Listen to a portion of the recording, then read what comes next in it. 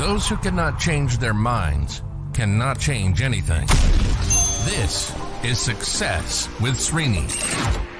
Today's podcast episode is a response to a comment, kind of a question also, from a long-time listener of this podcast asking me about morning routines and telling me about how he listens to this podcast consistently, but also other podcasts. And Srini, I see everywhere people talking about early morning routines. You talk about it. Recently you talked about it. But I have been trying to follow this for a while and it doesn't work. Can you simplify this? Incredible comment, incredible question. I've been thinking about it myself too.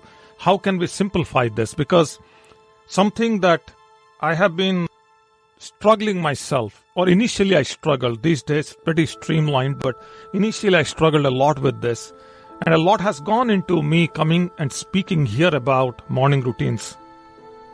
I have a very well dialed in morning routine now. My evening routines are not that great. Hence there is a risk on the morning routines. But then it's a common thing. If you're starting out structuring your morning, that means in a way you are structuring the whole day. And that is why it becomes hard, because everything is dependent on everything else. You get one thing incorrectly, everything else gets impacted.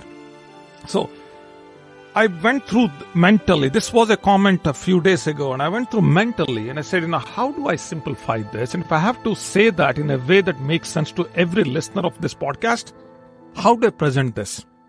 So first let's talk about what to do. And then we'll come back and talk about when to do it. So I'm not going to talk about the start time. Now let's talk about what to do once you wake up. Now, different people do different things. I do different things. And the things I do because they work for me, things that will work for you will not work for me. Okay, so that's the baseline understanding here. I want to start out by saying that.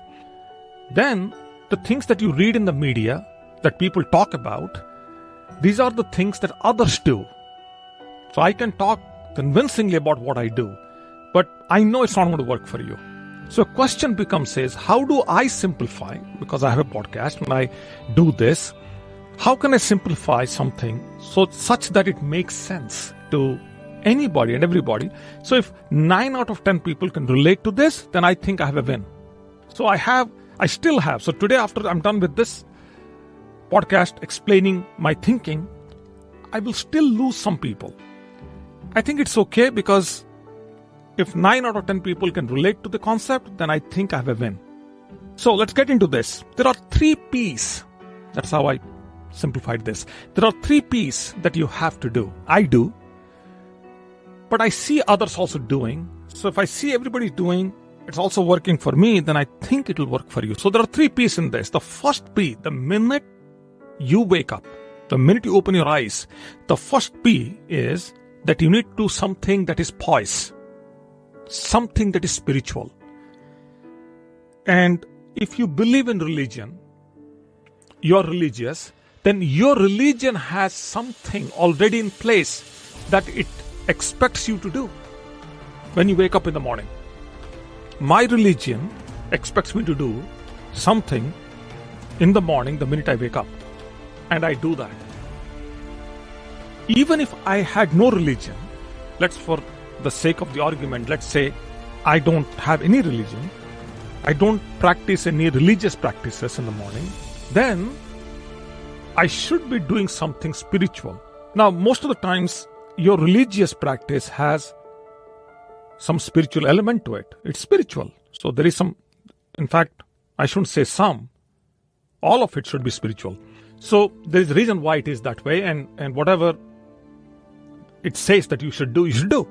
So if you don't believe in religion and you're not religious, then there should be something that you should do that is spiritual, like meditation, mindfulness exercise, something like that along those lines. Something that you have learned or you have experienced. Now there is a debate on this. Some people say anything that we do throughout the day can be turned into a spiritual thing. True. You can take anything and turn it into spiritual. But the key point here is you start something that's poised, that's peaceful, that's spiritual, and most of the times it's already there. You don't need to search for it because it's there in your religious practices anyway. So I would start with that. The second P is immediately after that, I will do something that I'm very passionate about. I'm passionate about this podcast. I will try to record this podcast the minute I wake up these days. I would like to. So once I'm done with my spiritual stuff, I jump into recording the podcast. Now, I'm not saying that you have to do a podcast. Sometimes I get these messages saying, oh, you said this. I'm not telling you to do exactly what I'm doing. I'm just giving you an idea on how I do and what I do. You can do whatever you're passionate about. You're passionate about music, do it. You're passionate about dancing, do it. You're passionate about hiking, running, climbing, do it. Do it as a part of your morning routine. And the third P in this is physical. Do something physical. Go take a walk, or run, or swim, as I said, or climb. The first thing as a part of your morning routine. Now, these are the 3 P's that I do. And I started looking at my activities. This is how I started categorizing those activities into these 3 P's. You can add anything else you want to add to this. Now that the 3 P's are out of our way, it could be 4 or 5 for you, but whatever it is, now that we are done with that, let's go to the start time. The question was more about the start time. I didn't start at 4:30, and I was horrible at 7:30 myself. So sometimes before my kids were born, I wasn't even waking up before 7:30. I was lazy, I was odd, and I didn't even know what I was doing back then. So I would say that don't go for 4:30 or 5 a.m., whatever.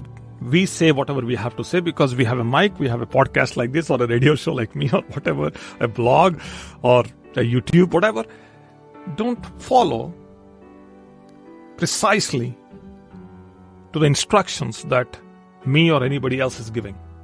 You start experimenting. Life is about an experiment. It's not about taking commands.